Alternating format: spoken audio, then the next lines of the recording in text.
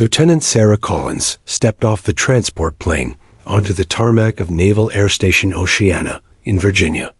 The early morning sun glinted off the sleek fighter jets parked in neat rows, their metal skins gleaming like polished silver knives. The air smelled of jet fuel and sea salt, carrying a low hum of engines and distant orders barked across the runway. She adjusted the strap of her duffel bag, the weight of her belongings grounding her, yet her spine remained straight, as if the uniform itself demanded confidence. This wasn't just another assignment. This was Squadron Viper, one of the Navy's elite fighter units, a team renowned for precision, discipline, and a reputation that scared even seasoned pilots. Rumor had it that this squad didn't tolerate mistakes or weakness, and word of her arrival had preceded her. Only one problem. Most of the squad's male pilots hadn't been informed that she was female. By the time they saw her, the locker room would erupt in laughter, sarcasm, and doubt. Sarah walked toward the squadron hangar, each step echoing on the concrete. Around her, uniformed men moved in tight formations, carrying helmets, clipboards, and the confidence of people who had survived more than their share of chaos. She noticed the sidelong glances, the faint smirks, and the murmured whispers. She didn't flinch. Every whisper, every subtle chuckle, reinforced something she had learned long ago. Confidence wasn't given. It was earned, silently and consistently. The hangar doors slid open with a metallic groan. Inside, the squadron was already in mid-drill, jets being prepped, computers flashing data, flight suits zipped with methodical precision. She paused for a moment to observe. The men moved with coordination born of hours in the air together, a silent language of gestures and nods. One pilot, tall with a square jaw and closely cropped hair, noticed her and raised an eyebrow, an expression that clearly said, "Who let her in?" "Lieutenant Collins reporting for duty," she said firmly, her voice steady and professional. There was no quiver, no hesitation. Every syllable landed clearly, like a command rather than an introduction. A few heads turned. Some lowered, pretending to be busy. The whispers grew faint but persistent, like a low tide of skepticism circling her. She approached the locker room, the most dreaded place for her first encounter. The door slid open, revealing a long room lined with metallic lockers, benches, and the faint scent of sweat and leather. Half a dozen men were already inside, laughing at something. A casual joke, a story from last night's drill. The laughter halted as her boots clicked against the floor.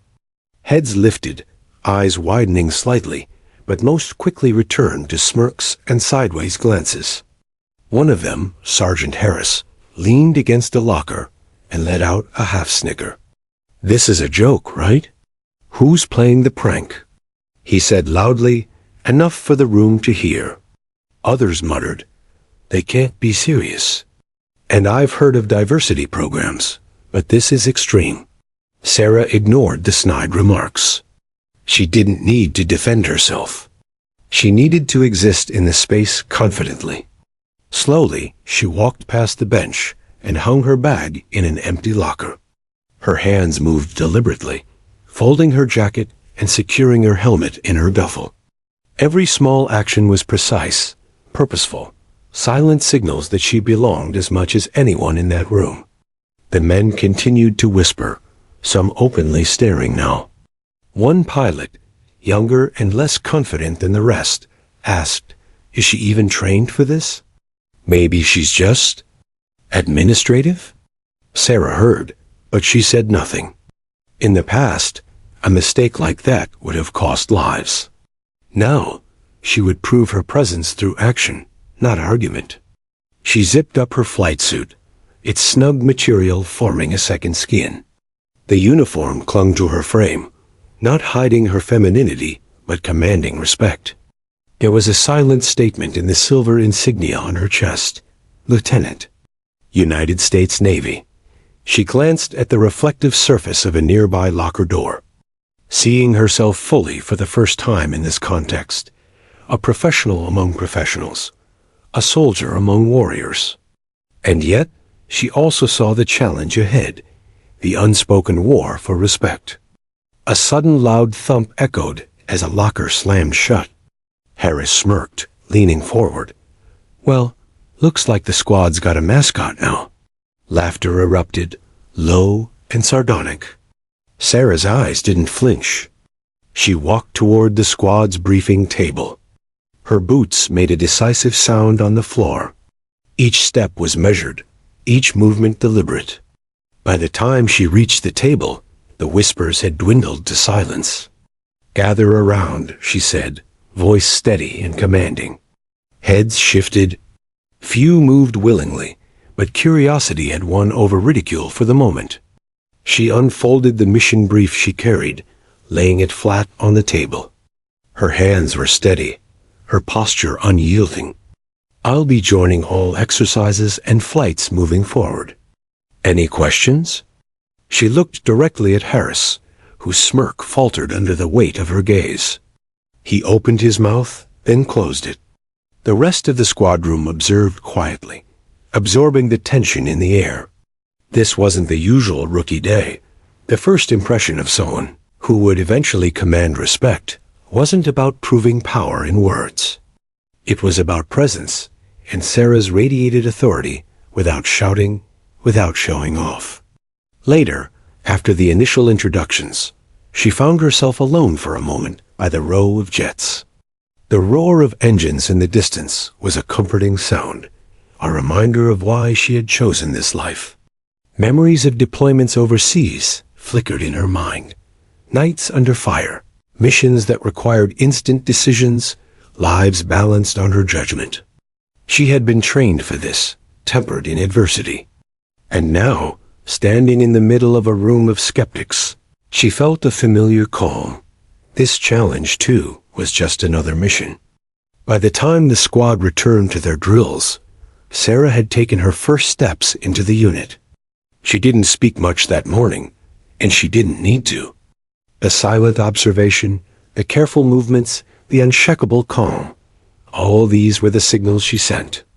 The men laughed less, stared more, and wondered quietly what she was capable of. She could hear it in their muttered tones, feel it in the pauses before they spoke, notice it in the subtle shift of energy in the room. Respect had not yet arrived, but curiosity had. And that was enough for Lieutenant Sarah Collins. She knew the road ahead would be hard, perhaps the hardest of her life. But she also knew that every leader worth following is tested before being trusted. The locker room was her first battlefield, and she had just begun her mission. Her thoughts lingered on her father's words, whispered to her decades ago in the quiet of a Navy base. "Respect isn't given, Sarah. It's earned in silence, in patience, in every moment that matters more than the next word." Today, she had planted the first seed of that respect. Tomorrow, she would grow it, one command, one mission, one victory at a time. The squad didn't yet see her for who she was. They only saw the uniform. That would soon change. The morning air at Naval Air Station Oceana was sharp with salt and fuel, carrying the faint roar of jets taxiing across the tarmac. Lieutenant Sarah Collins stood at the edge of the squadron's flight line, her flight suit snug against her frame, helmet in hand. Today marked the first full training exercise with Squadron Viper. The men were watching, some openly skeptical, others quietly curious. Her presence was still an anomaly, a woman commanding men who had spent years testing each other in the unforgiving sky. "All right, squad," Sarah said, voice clear and firm, carrying authority without arrogance. "Formation Alpha. We run standard attack maneuvers first, then simulate evasive maneuvers through restricted airspace. I expect precision, timing, and adherence to commands. Any deviation will be noted." She paused, scanning the group. Lieutenant Jake Rao, her co-pilot and the squad's unofficial spokesperson, tilted his head, disbelief flickering across his features. He muttered to a teammate, "We'll see how long she lasts." Sarah didn't flinch. The pilots climbed into their jets with practiced efficiency. Sarah's own jet gleamed under the sunlight, sleek, lethal, a testament to decades of innovation. She settled into the cockpit, strapping herself in with methodical care. Her fingers brushed the control panel, running through the mental checklist she'd recited hundreds of times before. She closed her eyes for a moment, centering herself. Combat instincts were ingrained, reflexive. Today was no different, only the stakes were personal. As the jets roared into the sky, the men formed a tight formation, their chatter over the comms light with sarcasm. "Keep up, Collins," one sneered. "Try not to crash on your first sortie." Another laughed. "Bet she's never even flown in real combat weather." Sarah's hands gripped the controls, but she did not reply. Words were cheap. Skill was measured in motion. The formation advanced, diving into standard attack maneuvers. Sarah's precision surprised some immediately. Every turn was measured, every adjustment exact. She corrected minor errors in formation smoothly over the comms, her calm tone commanding attention without raising tempers. "Adjust heading by 3 degrees. Harris, check your alignment. Row, maintain speed." Her voice was neither angry nor indulgent. It was pure command, a fact the squad couldn't ignore. Then the storm rolled in. Dark clouds gathered on the horizon, winds picking up, lightning flickering in the distance. "Weather advisory, severe turbulence ahead," a radar voice crackled. Some pilots glanced at each other nervously. "Maybe we should abort," Jake muttered, a hint of panic in his usually confident tone. Sarah's eyes narrowed. This was exactly the kind of scenario that separated leaders from followers. "Maintain formation," she ordered. "Adjust altitude by 200 feet. Follow my lead. Trust the instruments. Trust your training." The storm hit like a wall of chaos. Turbulence rattled the jets, visibility dropped, and the comms line buzzed with static. Pilots struggled to keep formation, muscles tensed against sudden jolts. One wrong move and disaster would strike. Sarah's instincts kicked in. She anticipated the wind currents, maneuvering her jet with a combination of skill and intuition honed over years in combat zones. She cut through the storm, weaving through lightning strikes, her eyes scanning both instruments and the horizon for threats. Behind her, some pilots faltered, struggling to maintain cohesion. She guided them over the comms, calmly but firmly. "Harris, reduce pitch by 5 degrees. Row, increase throttle by 10. Everyone else, stay tight. We're halfway through." By the time the formation landed, drenched and shaken, a tense silence replaced the usual banter. Sarah climbed out of her cockpit, boots clicking against the concrete. Some pilots avoided her gaze. Others stared openly, trying to reconcile their assumptions with reality. Jake approached slowly, hands in his pockets, face unreadable. "You handled that better than expected," he admitted reluctantly.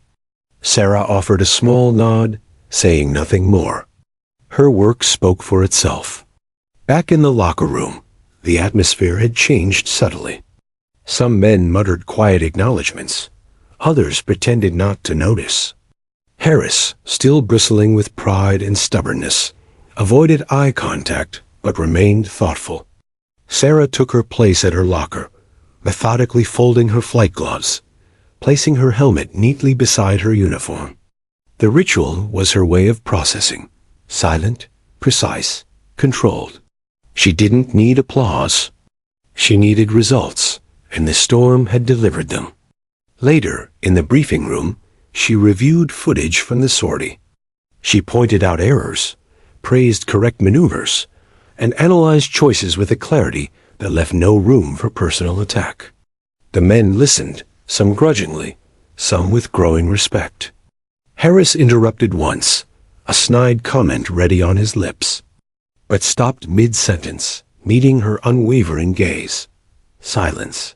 That simple act, a look, not a reprimand, spoke volumes about authority earned rather than demanded. By the end of the day, the squad's initial laughter had dimmed. Curiosity replaced mockery. The men began seeing her less as an anomaly, and more as a pilot capable of thinking and acting faster than anyone else in the air, even in impossible conditions. Sarah understood this dynamic intimately. Trust in leadership, especially in the military, is forged in stress and action, in moments where hesitation could cost lives. Alone that night, after the jets had been secured and the squad had retired, Sarah walked the flight line under a fading sun. Her eyes traced the rows of aircraft, each a reminder of responsibility, of potential, of lives depending on skill and judgment. She remembered deployments in faraway deserts and storm-lashed seas, missions that demanded split-second decisions. None of them compared to the silent challenge of earning trust here, in a squad skeptical of her ability, of her presence, of her authority. Her thoughts drifted to Jake. He was competent, skilled, and smart, but stubborn. The storm had changed him slightly, even if he didn't admit it yet. Harris remained a wild card, his arrogance tempered by the day's events. Sarah knew the hardest part of this assignment wasn't mastering the aircraft or missions. It was mastering the human element, skepticism, bias, ego. And that was a battlefield in its own right.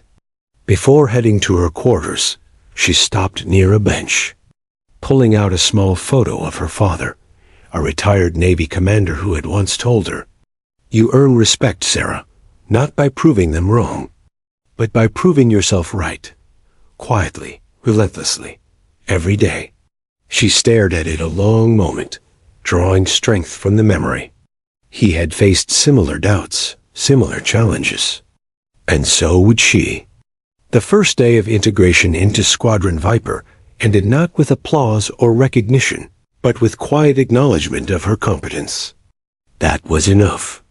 Respect was slow to grow, especially in an elite military unit steeped in tradition and masculinity. But Sarah Collins had planted the first seed, and she knew that, like all missions, the real test would come not in the calm, but in the storm, the one that was yet to arrive. Her boots clicked softly against the tarmac as she left the hangar. The night was calm now, but in her mind, she was already planning, anticipating, preparing. The squad might have laughed in the locker room that morning, but by the end of the day, they had seen the glimpse of the pilot they would one day follow without question. And tomorrow, she would push them harder. She would test them. She would earn every ounce of their trust, and theirs would earn hers in return. And deep down, she welcomed the challenge. The day started like any other at Naval Air Station Oceana, with the sun cutting sharp lines across the tarmac and jets humming in the distance. But Sarah Collins sensed an undercurrent of tension the moment she stepped into the hangar. Today's mission was a complex tactical drill, a simulated interception over hostile territory, designed to test reflexes, decision-making, and squad coordination. Every pilot knew the stakes, but for Sarah, the real test lay not in the mission itself, but in earning the full trust of men who still doubted her. "Listen up," Sarah addressed the squad, her voice calm but commanding. "We're running Formation Delta. I'll lead from the left flank. Timing and positioning are critical. Any hesitation, and the operation fails. Clear?" She scanned the pilots' faces. Some met her gaze evenly. Others shifted nervously, as if measuring her authority against their assumptions. Harris, standing near the back, crossed his arms and muttered under his breath, "Let's see if she can actually handle this." The pilots climbed into their jets.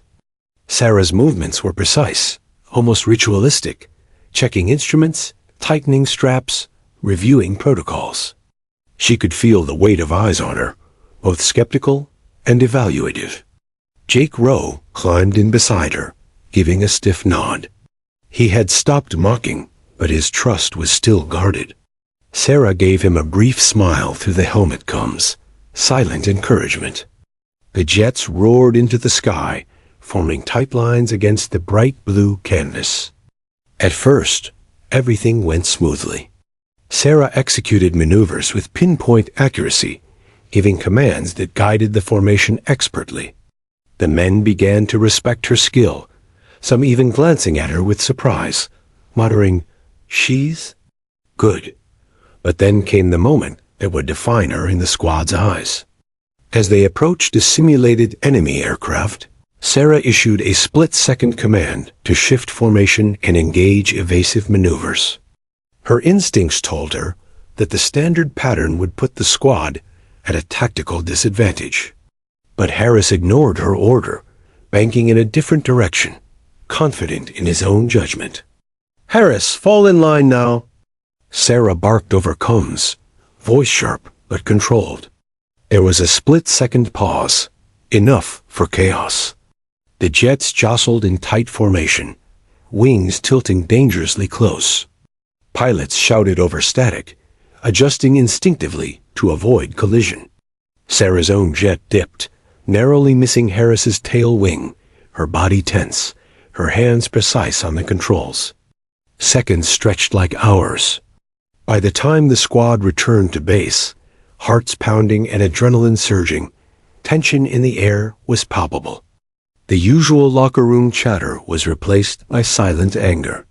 Harris stormed in first, slamming a locker door so hard it rattled. "You can't tell me what to do," he shouted, voice echoing across the room. Others muttered agreement, some out of loyalty, others out of relief at venting. Sarah didn't flinch. She stepped forward, her presence commanding attention despite the rising voices. "Sergeant Harris," she said, her tone calm but unyielding, "I gave a direct order. You chose to ignore it. That decision could have cost lives. You may argue tactics, but in a chain of command, actions have consequences. Do you understand?" Harris opened his mouth, ready to retort, but the weight in her eyes, unwavering, unafraid, cut through his defiance. He hesitated, swallowed his pride, and muttered, "Yes, ma'am." The room fell silent. Sarah didn't seek punishment or dominance. Her goal was clarity, accountability, and respect, not humiliation. She returned to her locker, methodically removing her gloves and helmet. Every movement precise, controlled, deliberate. The room remained tense. The squad had tested her, challenged her, and she had responded not with anger, but with authority. That alone unsettled them. Later, alone in her quarters, Sarah sat on the edge of her bunk. The hum of distant jets filled the room, a comforting reminder of what mattered: skill, focus, survival. She pulled out a small, worn photo of her father, a retired Navy commander who had always believed in discipline and quiet leadership. His voice echoed in her memory. "Respect isn't demanded, Sarah. It's earned, one decision at a time. Even when the storm is chaos and the men doubt you, the mission is the proof." She closed her eyes, replaying the incident in her mind. She could have shouted, could have humiliated Harris publicly. Instead, she had chosen a path of measured authority. That decision wasn't weakness. It was leadership. Leadership meant making choices that were difficult, sometimes unpopular, but always correct. The next morning, the atmosphere in the hangar was different. Pilots still whispered, but there was now a hint of caution mixed with curiosity. Harris avoided eye contact, shifting uncomfortably whenever Sarah approached. Jake Rowe, who had been silent during the confrontation, gave her a subtle nod, an acknowledgement of her skill and composure. Sarah caught it, offering a faint smile. No words were exchanged, yet trust, the slow and fragile kind, had begun to take root. During training drills, Sarah observed the squad carefully. She noted the subtle changes, pilots following her guidance more precisely, fewer challenges overcomes, and a growing attention to her instructions. She made a mental note. Leadership wasn't instantaneous. It was cumulative, built through consistency, competence, and the courage to stand firm in the face of doubt. Yet the challenge was far from over. Harris's defiance hinted at the stubborn resistance that would remain. Jake's cautious respect suggested potential allies, but only if she continued to prove herself. The locker room, once full of laughter, remained an unspoken battlefield, and she was determined to emerge not just victorious, but respected beyond question. That evening, Sarah walked along the edge of the flight line, under the fading sun. Jets sat in orderly rows, quiet now after a day of testing, their metal skins reflecting the pink and gold streaks of sunset. She touched her helmet lightly, thinking of every mission she had flown, every decision made in the blink of an eye, and every life that had depended on her judgment. The storm with Harris had been a small taste of the real challenge, navigating human ego and earning trust under pressure. She knew that tomorrow would bring new tests, drills that would push the squad harder, unexpected challenges, perhaps even real-life missions. But tonight, she allowed herself a moment of quiet satisfaction. She had faced defiance, maintained control, and preserved authority. The squad had tested her, and for the first time, they had not broken her. In her mind, she replayed the scene, the sudden maneuver, Harris ignoring her, the near collision, and the silence afterward. She knew that respect wasn't given because of skill alone. It was earned through actions, composure, and courage under pressure. And she had begun that process today, step by step, decision by decision. As darkness fell over the base, Sarah Collins felt a quiet determination settle into her bones. The men of Squadron Viper had laughed, mocked, and doubted. But now, the first cracks in their skepticism had appeared. Leadership was not about words, jokes, or appearances. It was about consistency in action, calm under pressure, and the courage to stand firm when challenged.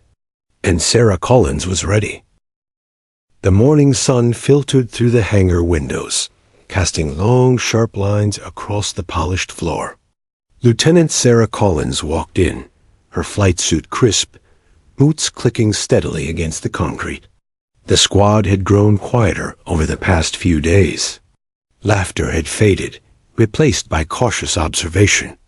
Every movement she made was noted, from how she handled her helmet to the precise way she checked the control panels. The men were beginning to realize that Sarah Collins was no ordinary officer.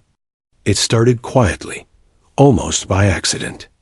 A visiting Marine, new to the base, glanced at the squad's roster and muttered a name under his breath. Collins. Isn't that the pilot from Kandahar? A few heads perked up, curiosity lighting their faces. Whispers spread quickly, the way rumors always did in a military environment where news traveled fast. Harris scowled, his pride pricked by the mere mention. Jake leaned against a console, brow furrowed, listening intently. Wait, Collins? Someone asked, voice low, skeptical. The one who led that nighttime rescue mission? Another pilot added, saved 8 soldiers. In a storm. Under fire. Eyes widened. Heads turned towards Sarah, who was carefully checking her jet's pre-flight systems, seemingly unaware of the whispers. But Sarah was listening. She had learned early in her career that word of past achievements could be both a weapon and a distraction. She didn't interrupt, didn't correct them. She let them talk, let them speculate. Her work, after all, would prove more than any story. Later, in the briefing room, Jake leaned closer. You really did that mission? His voice was tinged with awe, disbelief edging out skepticism. Sarah met his gaze calmly, her expression serene. I did what I had to, she said simply. No bragging, no embellishment. Just truth. The mission mattered more than recognition. Lives depended on decisions, not applause. The squad was silent. For the first time, they were considering that the woman they had mocked might have been shaped by experiences far beyond their imagination. Some of the younger pilots shifted nervously, realizing that her calm under pressure was not a fluke. It was forged in combat, under conditions most would never survive. Even Harris, whose pride had been bruised repeatedly in training, stopped mid-gesture, his arms hanging at his sides. He couldn't reconcile his preconceptions with the reality before him. He had underestimated Sarah Collins, and now the weight of that misjudgment pressed on him. The day's drills began, and the squad moved with uncharacteristic attentiveness.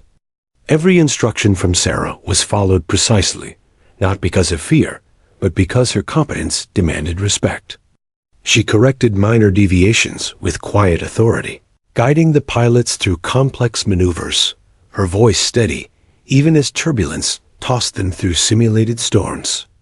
During a break, a group of pilots huddled near the hangar entrance. "I didn't think she had it in her," muttered one, shaking his head. "But did you see how she handled Harris yesterday? Perfect composure. Flawless instincts." Another nodded. "I heard about Kandahar. 8 soldiers saved. That's insane. No wonder she's calm under pressure. She's done this before." Sarah overheard snippets, but didn't interrupt.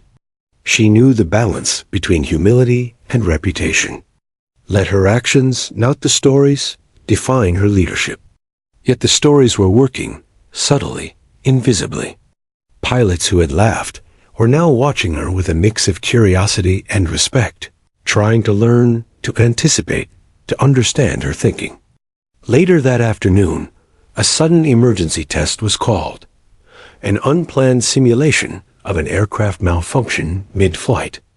The squad had minutes to react. Sarah coordinated the response, assigning roles, monitoring the instruments, issuing precise commands over the comms. Harris hesitated at first, but followed her instructions. Jake executed the maneuvers exactly as she guided, his trust growing in small increments. The simulation ended successfully. Every pilot landed without incident, heart rate still elevated, adrenaline lingering. Back in the hangar, Harris gave a curt nod, the first acknowledgement of respect. Jake, leaning against the console, added quietly, "She's something else." Sarah allowed herself a small, almost imperceptible smile. She didn't need their praise, but their acknowledgement of competence mattered. The day had been more than drills and simulations. It had been a subtle shift, a beginning of transformation in their perceptions. In the evening, Sarah walked alone along the flight line. The sun dipped below the horizon, painting the sky in shades of orange and purple. Jet stood silently, waiting for the next day, the next challenge. She touched her helmet gently, remembering Kandahar, the darkness, the storm, the roar of distant gunfire, the lives that had depended on her split-second decisions. She had faced impossible choices then, and she faced impossible judgments now, though this battlefield was one of pride, skepticism, and ego, not bullets.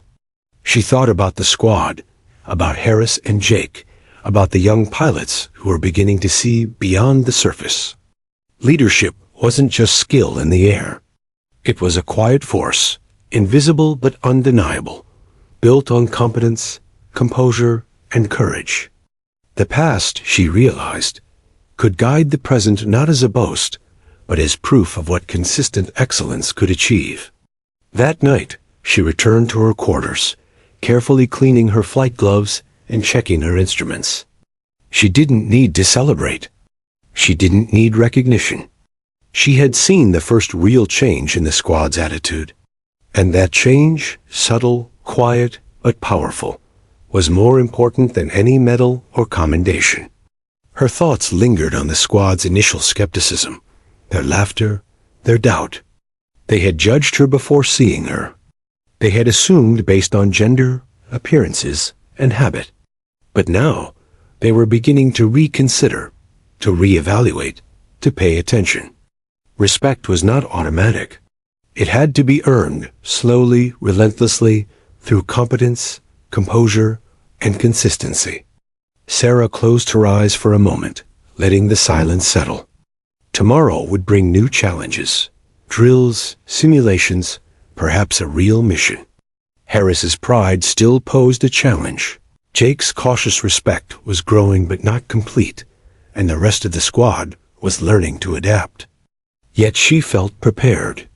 She had survived Kandahar, stormed through fire and chaos, and saved lives in impossible conditions. A locker room full of skeptical men was merely another storm to navigate. The first cracks of acknowledgement had formed. Rumors of her past heroics had started to shift the energy in the squad. Pilots who had mocked her were beginning to see beyond assumptions, beginning to respect the skill, courage, and leadership that Sarah embodied. The laughter was gone, replaced by curiosity, attention, and quiet respect. Sarah lay back on her bunk, staring at the ceiling. Leadership was a marathon, not a sprint. It was earned in moments of crisis, in silence, in actions more than words. She had taken the first step, guiding the squad through complex maneuvers, proving her skill under pressure, and letting the truth of her past illuminate the present. Tomorrow, the challenges would continue. But tonight, Sarah Collins had accomplished something critical. She had begun to rewrite the narrative, replacing doubt with recognition, fear with trust, and laughter with respect. And somewhere deep down, she allowed herself a small thought. The men of Squadron Viper had yet to see her full capability. The alarm sounded at 0300 hours, a harsh, urgent blare that cut through the quiet of the base like a knife. Lieutenant Sarah Collins was already awake, checking instruments in her quarters, mentally preparing for the day's training exercises. But this was no drill. A reconnaissance jet had gone down in hostile waters off the coast of Virginia, and an immediate rescue mission was ordered. Sarah's pulse quickened, not from fear, but anticipation. This was what she had trained for, the real test that no simulation could replicate. She pulled on her flight suit, double-checked her helmet and comms, and moved quickly across the tarmac. The men of Squadron Viper were already gathering at their jets, faces pale with sleep deprivation and anxiety. They were no longer mocking her. The gravity of the situation silenced them. "Squadron, we're moving to intercept," Sarah commanded, voice firm, unshakable. "I'll lead the rescue. Follow my directions exactly. Timing, positioning, and focus are everything." Harris shot her a wary glance, but nodded. No words were needed. The stormy night skies reflected in the sleek surfaces of the jets, ominous clouds rolling in like a living wall. Visibility would be poor. Navigation would be tricky. Every decision could mean life or death. The pilots climbed into their aircraft, engines roaring to life. Sarah settled into her cockpit, feeling the familiar hum of the jet beneath her. She scanned instruments, reviewed flight patterns, and ran emergency protocols in her mind. Every step was practiced, precise, and deliberate. Yet, unlike previous missions, this one carried a weight that no simulation could replicate, the knowledge that a human life hung in the balance. As the jets lifted into the night sky, the storm hit with sudden ferocity. Lightning arced across clouds, illuminating the squad in brief flashes. Wind gusts rocked the formation, and rain pelted their visors. The downed pilot's location had been pinpointed, but turbulence, poor visibility, and hostile waters made the rescue a nightmare scenario. Sarah guided the squad expertly, issuing commands over the comms with clarity and calm. "Row, maintain altitude 200 feet above me. Harris, flank right and watch for turbulence. Everyone else, keep tight. We're entering the extraction zone." Her voice never wavered, even as the storm threatened to rip the jets apart. Every pilot in the squad instinctively adjusted, trusting her judgment. following her lead with precision they had never exhibited before. The first challenge came when one of the jet's instruments malfunctioned mid-flight. Alarms blared, cockpit lights flashing red. The pilot froze for a moment, panic threatening to take over. Sarah immediately took action, guiding the pilot through corrective maneuvers. Harris, move in closer, stabilize her formation. Row, take the lead while she recovers. I've got you covered. Her calm decisiveness prevented disaster, keeping the formation intact. As they approached the coordinates, they spotted the downed pilot clinging to a life raft in churning waves. The rescue was perilous. The storm had created massive swells, and approaching too closely risked damage to the jets. Sarah evaluated options in milliseconds. She adjusted her altitude, approached the pilot herself, and coordinated a precise extraction pattern. Prepare for low pass, she instructed. Row, take position above. Harris, cover the rear. Everyone else, maintain pattern and stay alert. Her tactical command was flawless, each maneuver executed with perfect timing. Pilots followed her without hesitation, the storm no longer a barrier, but a challenge they navigated together.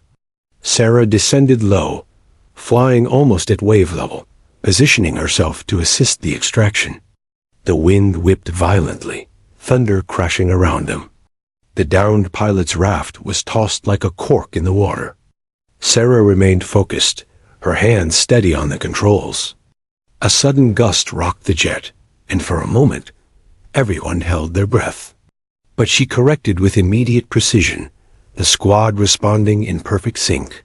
With a series of calculated maneuvers, Sarah guided a rescue chopper to hover over the raft while she maintained protective coverage with her jet.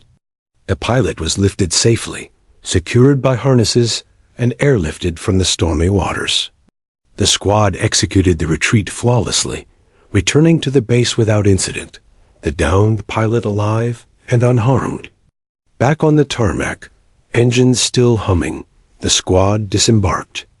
The men were soaked, adrenaline coursing through their veins, exhaustion evident on every face. Harris approached Sarah first, hesitation evident in his posture. We wouldn't have made it without you, he admitted quietly. Jake, standing nearby, nodded in agreement. You kept us alive. Every decision perfect. For the first time, the squad's skepticism dissolved completely. Respect had transformed from tentative acknowledgement into unquestionable trust. The locker room, once echoing with laughter and mockery, was now silent in reverence. Sarah didn't raise her voice or demand recognition. She simply walked through, checking her jet, organizing gear, preparing for debriefing. Her actions had spoken louder than words ever could. During the debriefing, Sarah led with clarity, analyzing every maneuver, every choice, and every adjustment made during the rescue. She praised correct actions, corrected errors with precision, and emphasized teamwork and coordination. Her leadership style, calm, assertive, unwavering, left no doubt in the minds of her squad. She was a commander who could be trusted with life and death situations. Later, in the quiet of the hangar, Sarah allowed herself a moment to reflect. The squad had witnessed her composure under extreme pressure. They had followed her into a storm where hesitation could have been fatal, and they had survived because of her decisions. The young pilots who had once whispered, doubted, or laughed now looked to her with admiration and confidence. Even Harris, the most defiant, no longer questioned her authority. That night, as she walked the empty flight line, jets silent and lights dimmed, Sarah thought of all the challenges she had faced in her life. Kandahar, the stormy rescues, the high-stakes missions, each had prepared her for this moment. The trial by fire was no longer theoretical. It had been lived, and the result was unmistakable. She had proven herself in the crucible of reality, not simulations. The transformation in the squad was tangible. Where once there had been doubt, Now there was unity. Where once there had been laughter, now there was trust. Sarah knew that true leadership was not given because of rank or gender. It was earned, forged in moments where lives depended on calm, precise, courageous decision-making. Tonight, she had earned it in full. As the base settled into quiet, Sarah allowed herself a small smile. The men of Squadron Viper had followed her into the storm, witnessed her skill, and survived. Respect was no longer tentative. It was complete. She had passed the ultimate test. And in the back of her mind, she knew that the storm, both literal and metaphorical, had revealed not just her capability, but the true strength of the squad united under her command. Tomorrow would bring new missions, new challenges, and new opportunities to lead. But tonight, Sarah Collins could rest with certainty. She had proven herself to the squad, and in the process, had begun transforming them into something stronger, more cohesive, and ready to face whatever came next. Her boots clicked against the tarmac as she returned to her quarters. The storm was gone, but its lessons lingered. Trust had been earned, skill had been proven, and the men who had once doubted her had now witnessed her unwavering command under pressure. For Sarah, it was a reminder that leadership was never about asserting dominance. It was about guiding, protecting, and inspiring through action. And as she settled into the quiet of her quarters, she knew the hardest part of the journey was still ahead, maintaining that respect, guiding the squad through future trials, and continuing to prove that true command transcends assumptions, gender, and doubt. But for now, she allowed herself one quiet thought. The men of Squadron Viper had finally seen the leader she had always been. The next morning, Naval Air Station Oceana was quiet, but charged with anticipation. Word of the previous night's rescue mission had spread through the base like wildfire. Every pilot who had been there, every support crew member who had heard the tale, spoke in hushed tones about Lieutenant Sarah Collins, the woman who had led the squad flawlessly through a storm so violent it seemed impossible to survive. Inside the locker room, a tense energy hung in the air. The men of Squadron Viper had gathered, some still damp from pre-dawn drills, faces pale from adrenaline and fatigue. Normally, this room was filled with jokes, roughhousing, and laughter. Today, it was silent. Every man instinctively knew something had shifted. Harris, once the loudest critic, leaned against a locker with folded arms, eyes fixed on the entrance. Jake Rowe, standing nearby, rubbed his jaw thoughtfully, the skeptical smirk of the past replaced by something like awe. Even the younger pilots, who had whispered doubts days ago, now watched with rapt attention.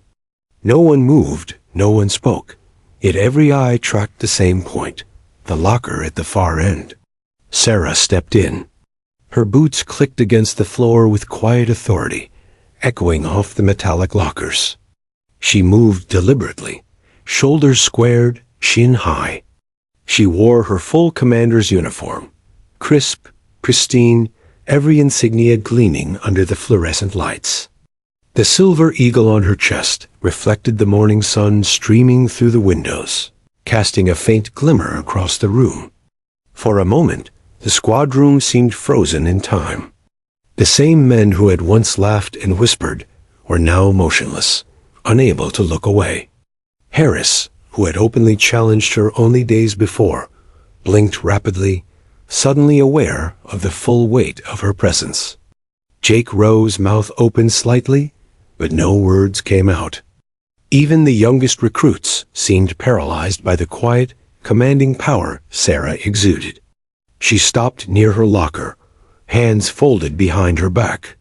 Her expression was calm, serene, yet unyielding. She didn't raise her voice, didn't issue orders. She didn't need to. The uniform, the poise, and the certainty of her presence spoke for her.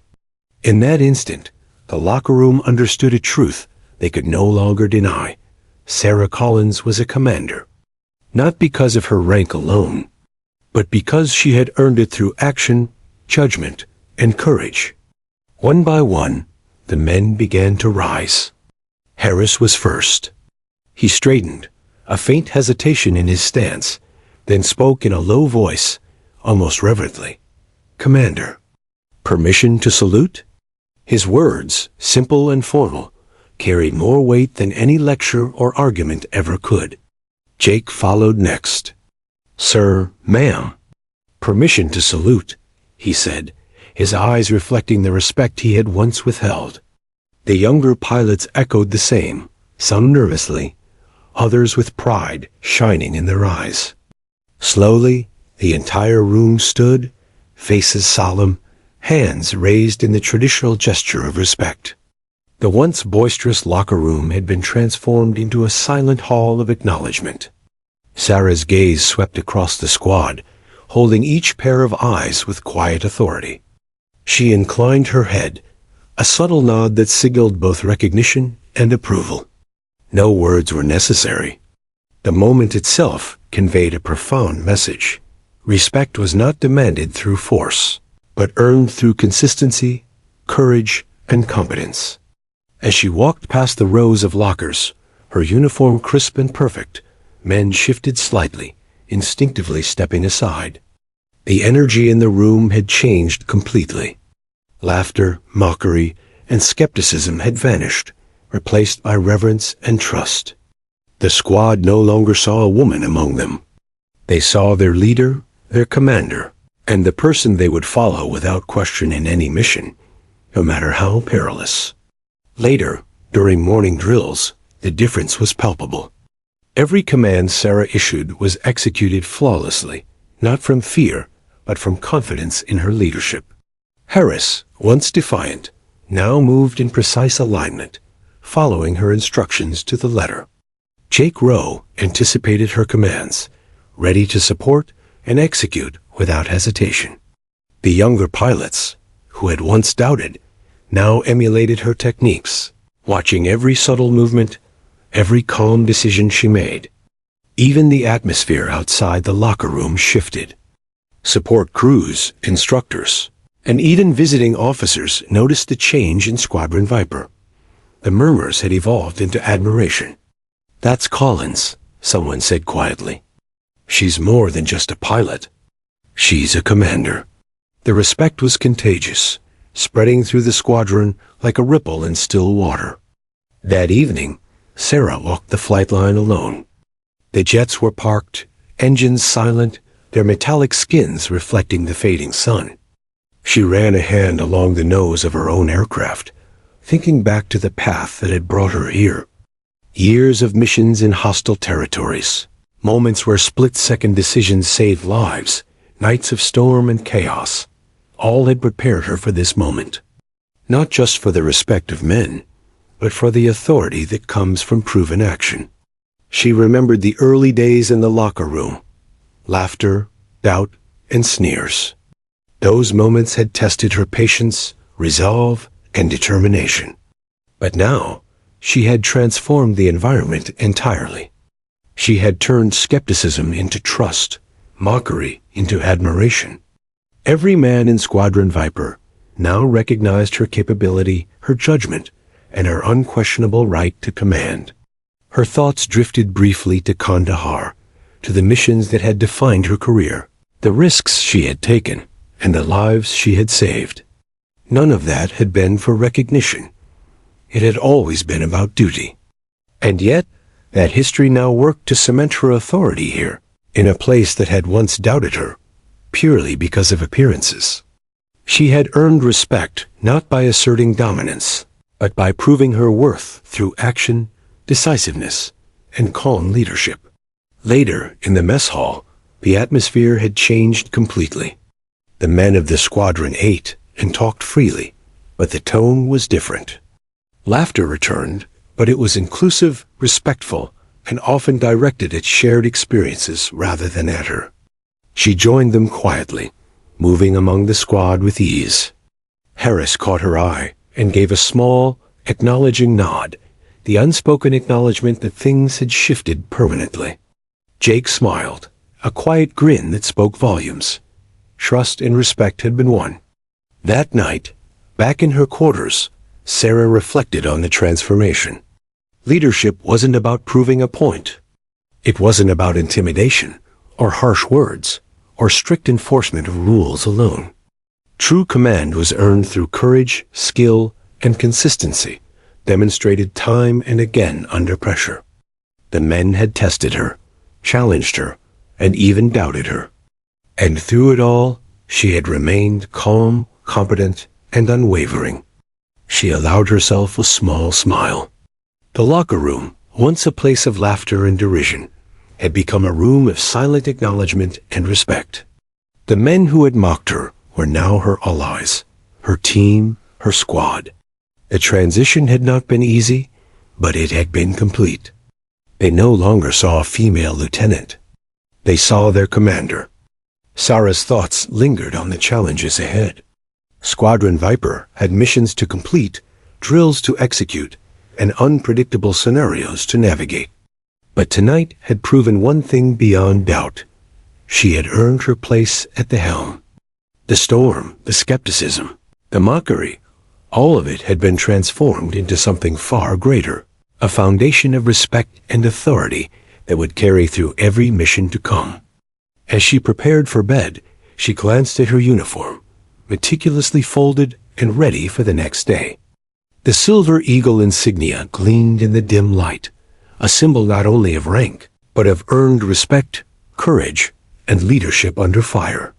Sarah Collins allowed herself one thought before closing her eyes. The men of Squadron Viper would follow her anywhere, and she would lead them with unwavering integrity, skill, and heart. The locker room silence had spoken louder than words ever could. Days turned into weeks at Naval Air Station Oceana, and the atmosphere in Squadron Viper had shifted completely. The men who had once whispered, mocked, and doubted were now fully aligned under Sarah Collins' leadership. Every drill, every sortie, and every training mission revealed the squad's transformation, from a group of talented but skeptical pilots into a unified, disciplined, and highly capable team. The change began subtly. Pilots who had been hesitant to speak during briefings now offered insights, confident that their ideas would be heard and valued. Harris, once bristling with defiance, became a reliable second-in-command, using his knowledge and instincts to anticipate Sarah's strategies and support her decisions. Jake Rowe, always analytical and meticulous, now provided tactical input with calm efficiency, seamlessly coordinating with both Sarah and Harris. Even the youngest recruits, once uncertain and anxious, demonstrated a newfound precision in their execution, learning to trust in her guidance and their own abilities. Sarah watched the squad during a complex aerial exercise designed to simulate multiple hostile targets in high-stakes airspace. Jets streaked across the sky in tight formations, executing coordinated attack patterns and evasive maneuvers. The storm from the previous emergency mission still echoed in their memories, a shared experience that had solidified trust not only in Sarah, but in each other. Formation Gamma maintained spacing at 150 feet. Sarah commanded over comms. Row, flank right. Harris, monitor rear. Everyone else, focus on target acquisition. Adjust speed as needed, anticipate wind shear. The squad executed flawlessly. Every command was met with immediate compliance, every movement executed with precision. Even during a simulated mid-air malfunction, an unexpected obstacle designed to test reflexes, the pilots responded perfectly, adapting to changes without hesitation. Sarah's guidance was steady and calm, her voice the anchor that held the formation together. On the ground, the debriefing sessions became opportunities for growth rather than critique. Sarah encouraged discussion, asking each pilot to analyze their performance and identify areas for improvement. Mistakes were addressed constructively, with a focus on learning rather than punishment. Pilots who had once doubted her now actively sought her feedback, valuing her experience, insight, and calm decisiveness. Harris approached her one afternoon, a rare smile on his face. "I never thought I'd say this, Commander," he said, "but the squad runs better with you leading. You don't just give orders. You make us better, make us think, make us anticipate." Sarah nodded, acknowledging the comment without ego. "Leadership isn't about being followed blindly," she replied. "It's about building a team that can execute effectively, adapt quickly, and trust each other under pressure. You all are proving that every day." Jake Rowe added quietly, "We've never flown this well as a unit. Not even close. You've changed the way we operate." His words carried respect, admiration, and a quiet recognition of the bond Sarah had forged between them. Beyond technical skill, the transformation was visible in the squad's cohesion. The men who had once competed for attention now collaborated instinctively. Pre-flight checks were no longer rushed, replaced by meticulous preparation that ensured safety and efficiency. Communication, both in the air and on the ground, improved dramatically. The locker room, once a battleground of ego and laughter, had become a space for camaraderie, trust, and mutual support. Sarah's leadership extended beyond tactics and drills. She took time to mentor each pilot, understanding their strengths, weaknesses, and motivations. She encouraged initiative while emphasizing discipline, teaching them that excellence was a combination of skill, judgment, and teamwork. Pilots who had once been rash or overconfident now displayed restraint, confidence tempered by respect and awareness of their peers. The culmination of this transformation came during a live-fire training exercise, the most challenging mission the squad had faced since Sarah's arrival. Jets maneuvered through simulated hostile airspace, engaging multiple targets under time pressure. The exercise demanded flawless execution, split-second decision-making, and unwavering trust in each other and their commander. As the formation advanced, Sarah guided the squad with precision. Targets on the horizon, 3 o'clock. Rowe, lead the intercept. Harris, cover rear. Everyone else, maintain formation, anticipate wind patterns, adjust speed accordingly. The pilots responded instantly. Each movement was deliberate, coordinated, and confident. The squad executed attack patterns flawlessly, neutralizing simulated targets while maintaining formation integrity. Even when one jet experienced a minor instrumentation glitch, the pilots adapted seamlessly, following Sarah's calm, clear instructions. By the end of the exercise, the squad had achieved perfect completion, earning high praise from observing officers. Back on the ground, the energy in the squad was electric. For the first time, they celebrated not just individual skill, but collective achievement. Harris clapped Jake on the back. Jake smiled at the younger recruits. And Sarah, observing from the side, allowed herself a quiet sense of pride. The transformation she had orchestrated, from doubt to trust, from skepticism to cohesion, was now complete. That evening, Sarah walked the flight line alone. The jets gleamed in the fading sunlight, a reflection of the squad's unity and discipline. She thought about the journey that had brought her here, the initial laughter and mockery, the skepticism, the stormy rescue mission, and the locker room acknowledgement. Each challenge had been a step toward this transformation, each moment a test of her leadership. She recalled the men's reactions, Harris's defiance, Jake's cautious respect, the younger pilot's tentative admiration. All had evolved. The squad had grown under her guidance, not through fear or intimidation, but through example, competence, and consistent leadership. They had become a team capable of executing any mission, trusting each other implicitly, and relying on her judgment without hesitation. The night air was cool against her face, carrying the faint smell of jet fuel and salt from the nearby coast. Sarah felt a deep sense of satisfaction. The transformation of Squadron Viper was not just a professional achievement, it was a personal one. She had proven that leadership, skill, and courage could overcome doubt, bias, and underestimation. As she returned to her quarters, Sarah knew that the squad was ready for anything: missions, simulations, and the unpredictable challenges of military life. They had learned to operate as a cohesive unit, to trust each other, and to respect their commander unconditionally. And Sarah Collins, once laughed at in the locker room, had become the steady, unwavering leader of a high-performing squadron. A commander whose presence inspired confidence, whose decisions saved lives, and whose authority was beyond question. The transformation was complete. The sun rose over Naval Air Station Oceana, casting a golden light across the tarmac. Squadron Viper was assembled, jets lined in perfect formation, polished and gleaming under the morning sky. The men of the squad were quiet, yet the energy was palpable. Today was not a routine training exercise. Today was the culmination of weeks of trials, challenges, and transformation. A day that would cement Sarah Collins' place as their undeniable leader. Sarah walked along the flight line, her commander's uniform flawless, insignia shining.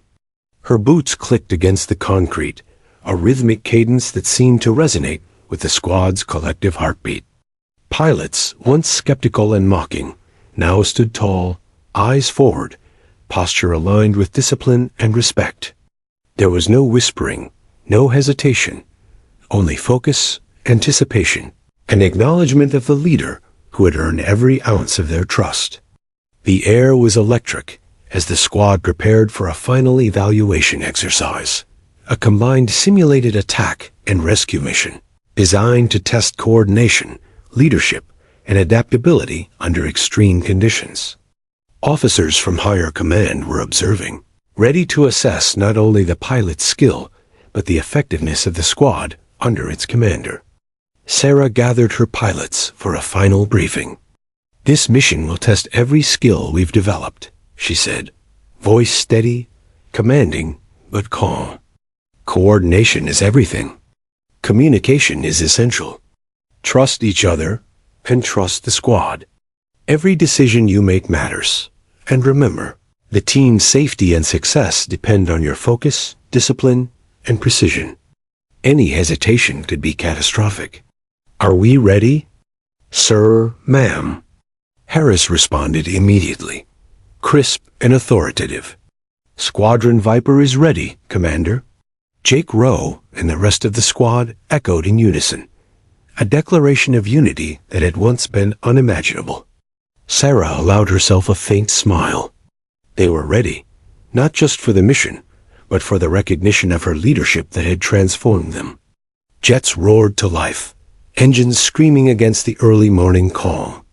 The squad lifted into the sky with flawless timing, forming tight formations, wings slicing through the light as they ascended into the clouds. From the ground, the commanding officers watched in awe at the precision, synchronization, and cohesion of the squadron. The exercise was intense. Targets appeared suddenly, requiring split-second decisions. Simulated malfunctions challenged their coordination. Unexpected variables forced rapid adjustments. Sarah guided her pilots with calm, precise instructions. "Row, adjust vector 3 degrees north. Harris, stabilize rear formation. Everyone else, maintain pattern and cover the flank. Keep communication clear, anticipate the targets, adapt as needed." Every command was executed flawlessly. Pilots responded instinctively, a seamless extension of her leadership. Where hesitation had once threatened the squad, trust now ensured precise, coordinated action. The mission flowed like a carefully choreographed dance, each jet moving in perfect harmony with the others. Midway through the exercise, a sudden simulated emergency tested the squad's ability to adapt. One of the jets experienced an engine failure. In the past, such a scenario might have caused panic, hesitation, or even disaster. Now, however, the squad moved as one. Harris immediately stabilized the formation, providing cover. Jake coordinated the approach for extraction. The younger pilots executed emergency protocols perfectly, each movement precise, deliberate, and synchronized. Sarah guided the squad through the challenge with authority and composure. Maintain altitude, adjust trajectory, and prepare for emergency extraction. Focus on coordination. Stay sharp, anticipate the risks, trust each other. Moments later, the exercise concluded. Jets descended, touching down smoothly on the tarmac. The squad was tense, adrenaline still high, but the mission had been executed flawlessly. The commanding officers erupted in applause, not only for the pilot's skill, but for the evident leadership that had orchestrated the operation. Back in the hangar, the squad disembarked, faces glowing with relief, pride, and camaraderie. Harris approached Sarah first, his expression a mixture of humility and acknowledgement. "Commander Collins," he said, voice steady, "you've led us through the impossible. You've earned every ounce of our trust and respect." Jake Rose stepped forward next. "Ma'am, you've transformed this squad. From doubt to cohesion, from skepticism to total trust. We wouldn't be here without you." Even the youngest pilots, who had once whispered, laughed, and questioned her ability, now stood tall, nodding in unison. "Yes, Commander," they said, their voices confident, synchronized, and respectful. Sarah looked around the squad, her chest rising with quiet pride. She didn't need accolades or praise.